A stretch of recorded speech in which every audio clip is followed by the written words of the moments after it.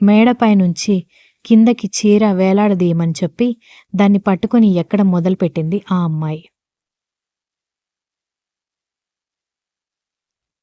కానీ తన వల్ల కాక కింద జారి పడబోతుంటే 2 చేతులు తన నడుముకి ఆసరాగా వచ్చి ఆగితే వెనక్కి తిరిగి చూసింది ఆ అమ్మాయి.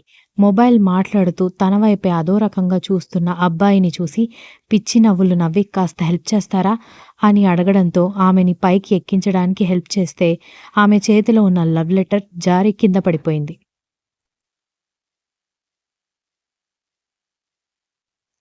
ఆ లవ్ లెటర్ అతనే తీసుకుని లోపలికి వెళ్ళిపోయాడు. ఇంతకీ ఎవరు వాళ్ళు? ఏంటా కథ? తెలుసుకోవాలంటే ఫాలో అవ్వండి 'డియర్ మైన్'.